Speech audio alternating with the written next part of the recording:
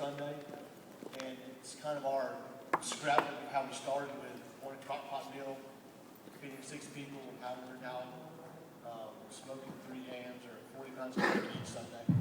How we got started and whatnot now, Tara and I attended a children's conference last year in Atlanta.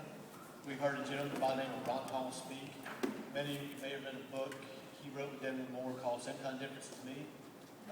I can probably honestly say that was the first book I ever read cover to cover.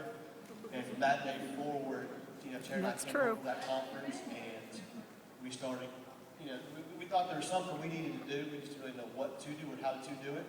So we talked to some people at our church. We talked to Todd Sanders, who many of you guys know.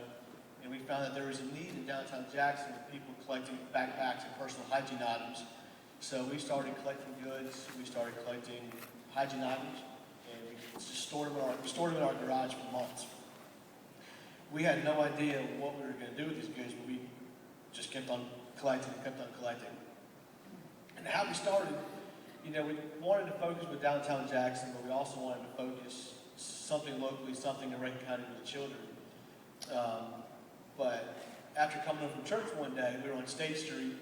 If you come down State Street, there's a Quiznos on your right-hand side of the road, and there's a gentleman on a park bench. That gentleman was sound asleep, covered in a sheet. His sheet had blood stains on it, and they were fresh blood stains. So Tara and I, it would seem like 20 minutes, bickered back and forth about, are we going to stop? Should we stop? If we stop, how are we going to talk to him? And all that kind of stuff. So we woke the gentleman up. We talked to him. We asked him if there's anything we can do for him. We asked him if he was hurt, all that kind of stuff. He told us he simply hurt his elbow the night before, and we asked him what he could do for us. When you approach a homeless man and you've never dealt with anybody homeless, we thought, we didn't know what to expect. We thought he was going to ask us for money or ask us for some crazy stuff. The only thing out of his mouth was, I'd really like a glass of water. He didn't ask for a bottle of water, didn't ask for food, he just asked for a simple glass of water. And so we did that. We walked across the street, we got him some water and some other supplies he needed to get cleaned up. But on the way home, we decided, this is something we really need to do. We know we want to work with children in Rankin County, but there's obviously need here in Jackson to help people like this.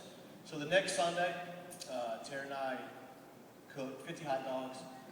We wrapped them up in sack lunches. We did bottled water, bags of chips, and hot dogs, and we packed them in our car. And we drove out in a freezing cold day, raining day, and it was on a Sunday. And we were going to go hand out sack lunches. But we really had no idea where homeless people lived. So we aimlessly drove around downtown Jackson for a little while, and periodically we found different folks here or different folks here, and we talked to them. But where we saw the mass of the people were congregated was at Smith Park in Jackson. On this particular day, there was about 7 or 8 of them outside Smith Park, and that's kind of where we camped out for the next hour. We handed out sack lunches. We handed out the clothes that we had brought with us on that cold day. And so we went home and we're like, okay, let's do this again next Sunday. So we went home and prepared. That Sunday we had 1 crock pot full of red beans and rice. We fed 6 people. And then, we went back. And we went back. We've been there every Sunday since November. And we're now feeding on average 65 people. And what we do on Sundays, we serve a lunch. It's a good lunch. It's a lunch that we hope they don't get anywhere else. It's going to be a meat and a side, some kind of dessert. Dave likes desserts. And bottled water. And what we do, the meal is not what we're about. We go to find out what their needs are. We go to talk to them. We go to be their friends. When we leave, we pass out hygiene kits. We pass out travel-sized toothpaste, toothbrushes, whatever they may need, razors, hand sanitizer, this time of year, sunscreen, bug spray. It's just stuff that we learned throughout the week that they need. We do like to also hand out non-perishable foods. If you study the shelters and where you can get food, it's a long hike from one shelter to the next shelter. So we feed them lunch on Sundays, and we do try to send them home with some kind of non-perishable food so they don't have to make that 5-mile hike to another shelter. Then after we leave on Sundays, we go home during the week and we find out the needs, and we try to meet the needs of certain individuals, whether it's shoes or clothes, whether somebody's trying to find a job and they need to get a birth certificate, or they need transportation to job interviews. That's kind of what we do during the week. But the problem we've come across is being homeless in Jackson is not easy. One of our good friends and David's best friend, Michael, he just got a job this week. We're so thankful for that. But Michael was living in a shelter, and shelter to stay in the shelter, you have to be in line by 3 o'clock in the afternoon. They kick you out of the shelter at 5 o'clock in the morning. So it's very hard once you are homeless to get a job and to find employment. Work within those hours. And so we're trying to build, knock down those barriers, and we're trying to help them get that job, and if they do get that job, find a place to stay. So that's kind of what goes on Sundays. Now that we are a nonprofit, we're trying to do more than just our Sunday meals. We're also now working, if you know anything about West Jasper Street in Jackson, the Sunset area, which is by the old Red High School, the baseball fields, we're going to start the last Sunday in June, or the second last Sunday in June. We're going to start going there once a month. We're going to have some kind of community event for the children in that area. We're going to start off monthly. This first time we're going to do some space jumps, arts and crafts. We're going to do foods, we're going to do games. This is something local. We're going to do a family gathering there. We don't know this part of town, but we do know there's some sort of need in this area. We don't know the families personally, so we're hoping that this is going to be our chance to get to know this area. Maybe there's a family struggling down there that we don't know about. Maybe they're a working family who's having a tough time making ends meet. Maybe there's children who need help with school. Maybe those children are going home and they're not eating dinner at home. We hope to be able to, fix that need somehow. We also want to, we want to bring the church to the people. That's one reason we think we've been so successful in Smith Park. We don't go down there and preach. We don't go down there and talk about religion all that much. We know by our actions, they know that we're legitimate people.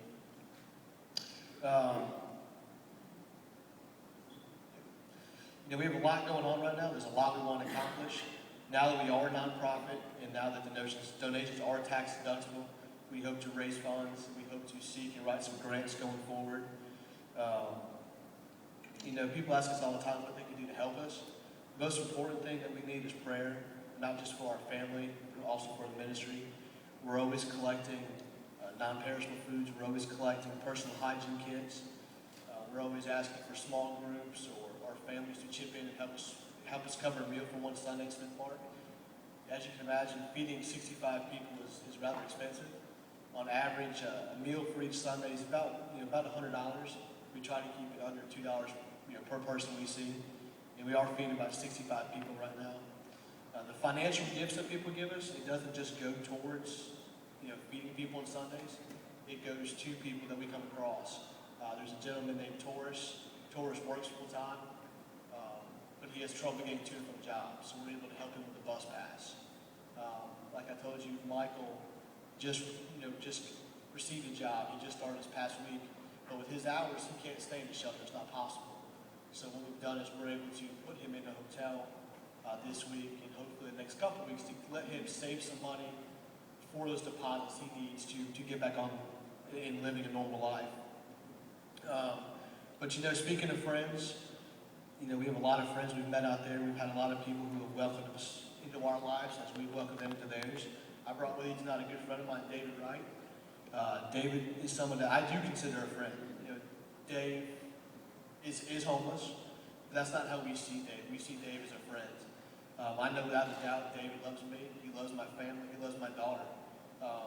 And of all the people I know in this world, he's one person who calls me out of the week just to check on me. He's a great guy. And we said that we don't go out there and preach, but our actions do speak louder than words. And actually, David and I received a phone call about 6 weeks ago. We were walking through Sam's, and Dave told us that he accepted Christ into his life. And we neither Terry nor myself ever forget that moment. Someone asked Dave to come forward tonight and talk to you just for a second. I have no idea what he's about to say. I really don't. Dave's a man I never know what he's going to say. But he's going to, if you have any questions for Dave, he's more than welcome to answer those for you.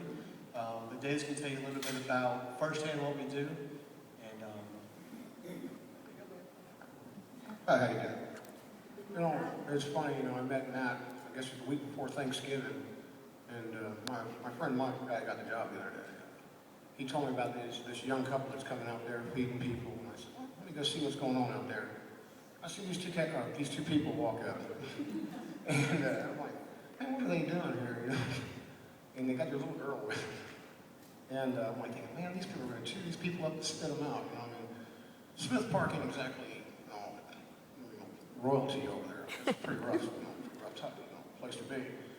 And I'm like thinking, man, they're just going to use these two guys, like, horrible, because I see it happen a lot, And it's, like they come out with like a big old box of potato chips, and you'll have a bunch of people run up, grab it, and run off, and I'm like, man, that's not really nice. They never held it against them guys, and to me and Mike, we were like, you didn't feed us and stuff like that. That's not, a lot of the guys out there, they're not really just after, get something to eat. You can basically get that, a lot of places. But the opportunity to like go out and look for jobs, get hints on where to go look for jobs even, or, gosh, I'm trying to think of, give you rights to interviews and stuff like that. I mean, he's done all that. And he's more than he's, never asked a question, or anything. And, if you can just think of those two right there, making a difference in a lot of the people that I know, can you imagine if you had like 10, 20, 30, or 40 of them doing that? I mean, you can get rid of a lot of the bad things that are, happening out there. It's just to love the day show to those guys out there. I mean, to me, definitely to me. But the love they show is it's unbelievable. I've never seen nothing like it. And it just, I'm sorry, I'm a little nervous. I'm not going to be in public speaking. But, the love they show anybody, it's just unbelievable. And there's some cats out there, there's some people out there, I'm sorry. There's some people out there that, man, they're nuts. I mean, I'm sorry. For lack of a better term, there are some serious, mentally ill people out there. And, they're sitting there right in the middle of them. I'm like, every time I turn around, I'm sitting there looking, shaking my head like, oh, man. I'm hoping nothing ever happens, man. But, and you know what? Nothing ever does because, it's not just me and my friend Mike, looking out for them. There's a bunch of people in there watching out for them. Because, they got their friends out there and they're not even scared or anything. And they're actually, like I said, I've seen other groups go out there and try this. And, I sit there watching me and doing that number, trying to see, what's going on behind them. They go waiting right in the middle of them. I don't even do that. I'm homeless. But, what they're doing is just something that I've not seen before. Like I said, I know a lot of the homeless folks, they appreciate, the food and stuff, but I've never seen a group that does what they do. And it's a totally different concept of trying to help a person get on their feet again. And the friendship thing has meant more to me than anything. Tara and Matt and Lindley and Jack, man, they're basically, they're my family. I love them to death. There ain't nothing in the world I wouldn't do for them. And I wouldn't say that, 6 months ago. There's no way I would have said that. It's about anybody. And, man, like I said, they're so special. And it's been a privilege knowing them, and I guess God kind of smiled on me, by introducing them to me. And it's made a real big difference in my life.